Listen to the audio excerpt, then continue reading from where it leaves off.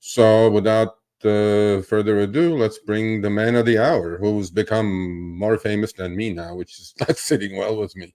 Uh, and here's Eid Ali. What's going on, Eid? Hey, Sergio. Yeah, good to see you again. I mean, yeah, it's another beautiful day here in Bloomington, Minnesota.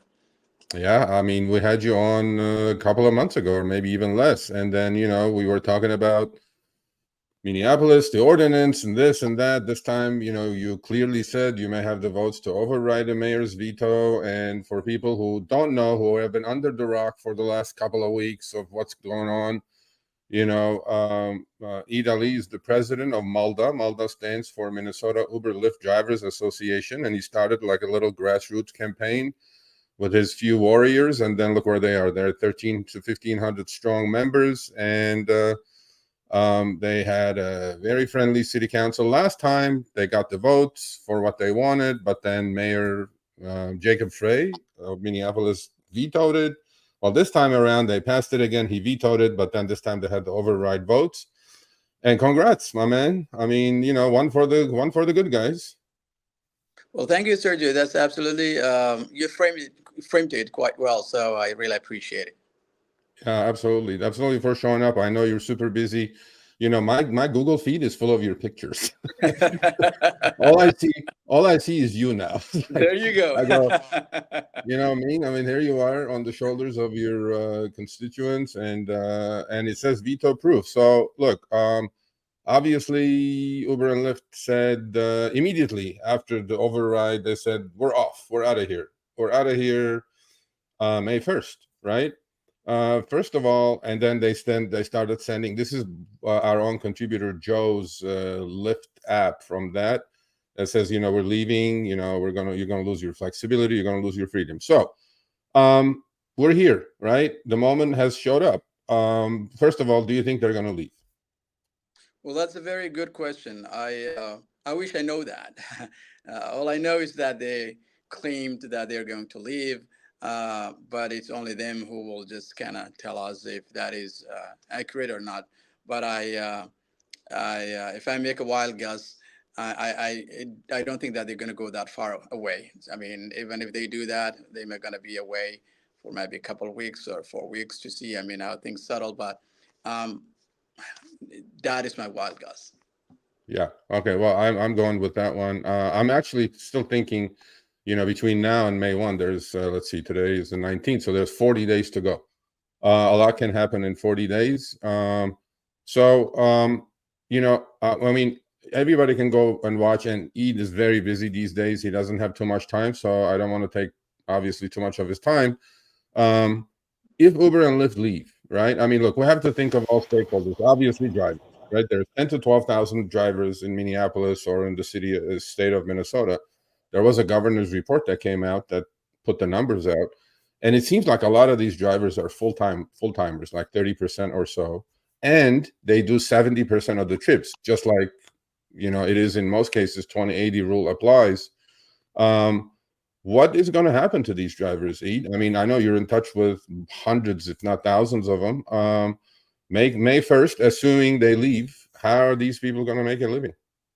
Well, that's a very good question, and fair enough. Yeah, these drivers have been doing this for quite some time for a living, and the way the condition that they are at this moment by not making ends meet. And as you're well aware of, the report that was released by the state was mentioned that these drivers were getting underpaid for all of this time. So drivers are out there trying to do their best and working many hours so that they're able to just kind of at least get enough to feed their families. It's really tough. So in huge numbers every day, drivers come and tell me, is there any other opportunity? Is there any other place where I can go? So yes, I would say when tough times come, there are always opportunities somewhere else. So if Uber and Lyft leave, there are so many other folks who are going to step in, and I do have a very strong feeling that um, that some other entities will just replace. I'm not going to say that they're going to be taken care of 100%, but at least way better than what the situation is now. Yeah, that's a great segue to my next question. Is that, I mean, I'm personally familiar with at least two companies who are already operating in the US, in different cities, different states, obviously. I mean, they are definitely interested in stepping up and taking some of the slack. And I'm sure your full-time drivers in your community would be interested in, at least signing up and giving it a run with these companies. So there is a backup plan. There is an alternative, right? I mean, I do understand Uber and Lyft leaving, right? I mean, they're the two main players as far as rideshare is concerned in your market. But these companies can step up and take some of the slack. I'm not saying at the scale that Uber and Lyft is. Would your members or your community be interested in collaborating with some companies like that? Well, there's huge interest among the drivers and also some local folks who are also trying to help. And yes, like I said, the demand is there. The drivers are just trying to, they kind of feel that they're liberated, by the way. So they think that the situation that they are in at this moment um, is not one that is sustainable. And they're expecting to just kind of go anywhere where they think is going to be it's going to deliver way better than those two giant corporations. So I think there is a good chance that some other entities or companies will step in, and the drivers are ready to Yeah, join. I agree. I mean, and I know I'm going to try to help you guys with all that, but here's the thing. We also have to think about the writers, right? I mean, look, there I understand the rich folks who go, to bars and high-end restaurants and airport trips and things like that. They can afford to pay a little bit more, right? Personally speaking, okay, I'm sure you have as well. I've read all 70 pages of that report that came out that was commissioned by the governor. So Uber and Lyft are saying that 89 cents a mile and 49 cents a minute is equal to minimum wage in Minneapolis, which is 15-ish, 1570 range, right? So I told Uber and Lyft, I go, well, what about a profit margin? I mean, you guys have a profit margin. You charge 100 for a trip, pay 50 out, right? That's your profit margin. How's that they're, why do you think they're resisting so much that $1.40 and 51 rate? Because that's the profit margin. That's as far as I'm looking at it.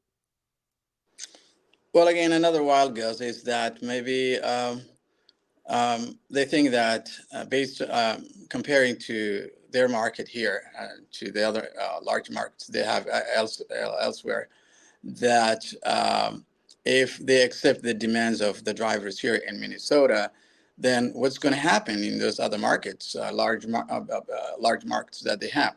So it's like they are just trying to say, okay, if we accept their demands, I mean, it's not going to be it's not going to be helpful for them in those other bigger markets. So at least they are, I would say, they're gambling on this. But I'm going to tell you, um, before prior to their arrival here in Minnesota, there was a very vibrant cab industry that was taking care of uh, um, all residents here in Minnesota.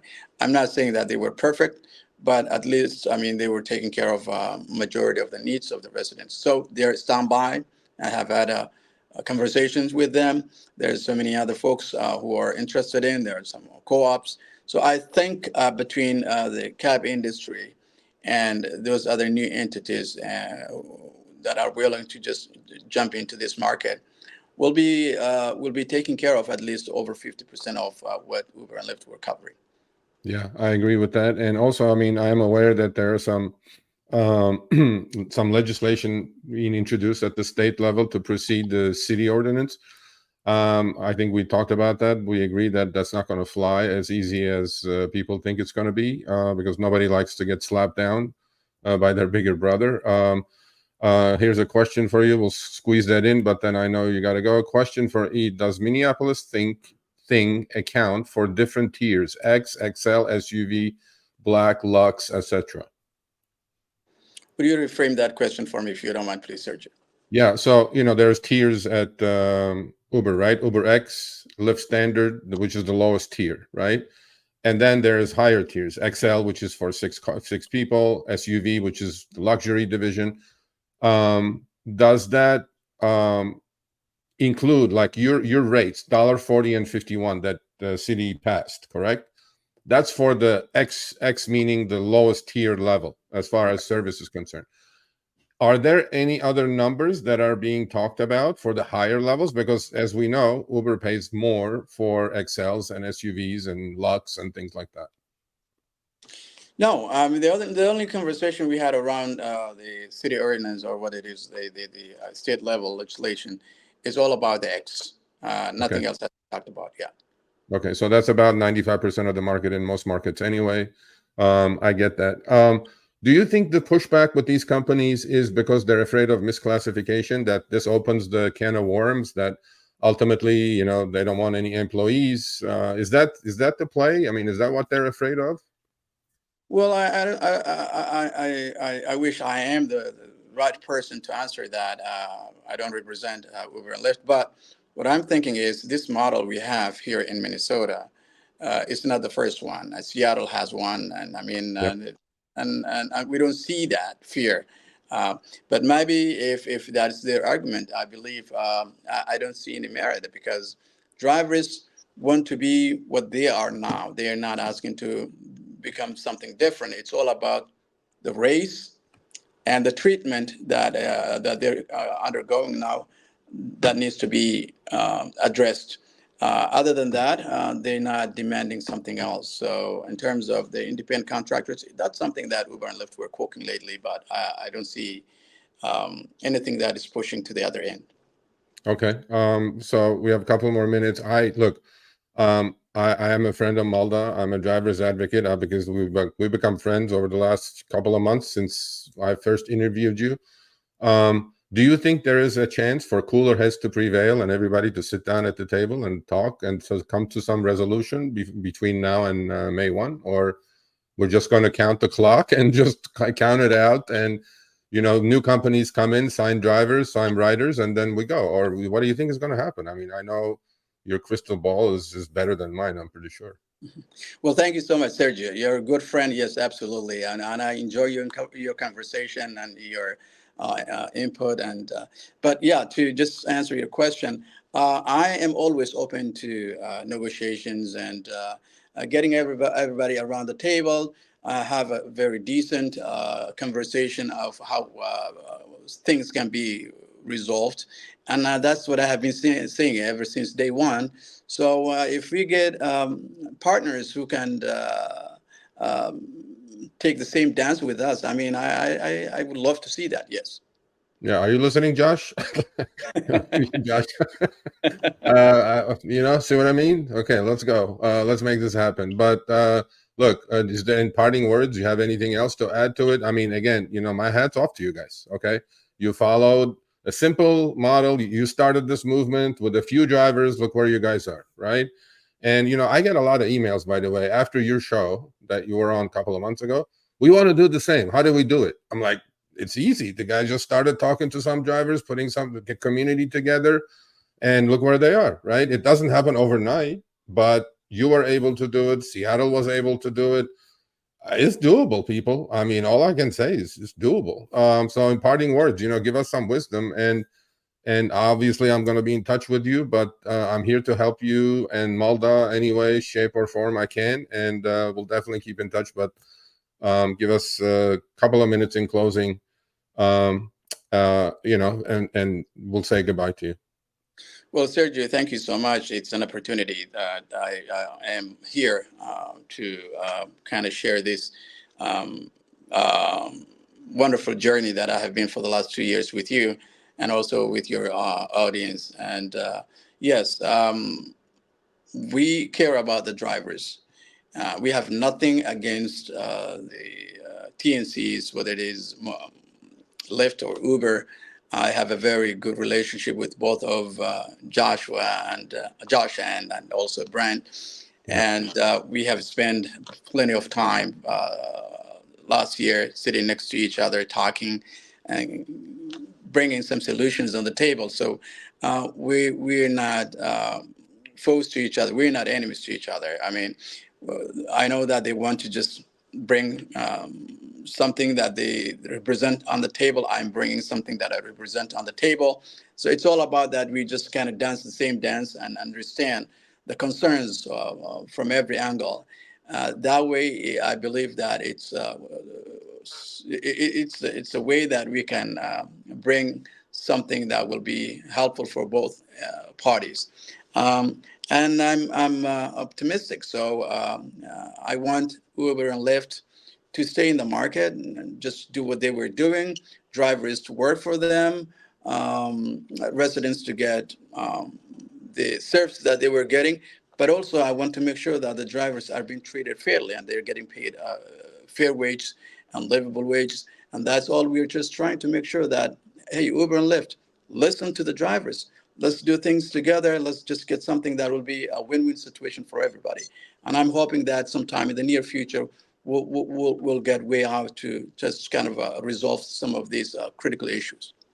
Absolutely. So I'm actually, hopefully one day I'll meet you in person, as opposed to on Zoom calls. I mean, if, again, I'm with you guys. So whatever you need from me, you let me know. I'm a phone call or an email away.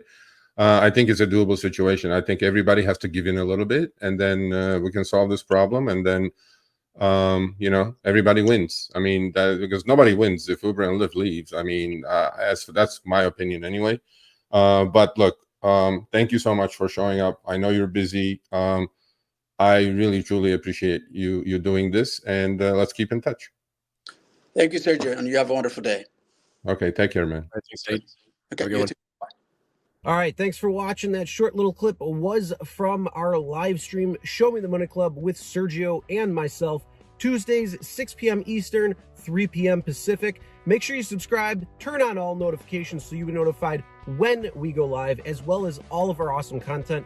Make sure to check out this video right here, which will take you to the entire live stream, or check out this video right there. All right, drive smart, everyone.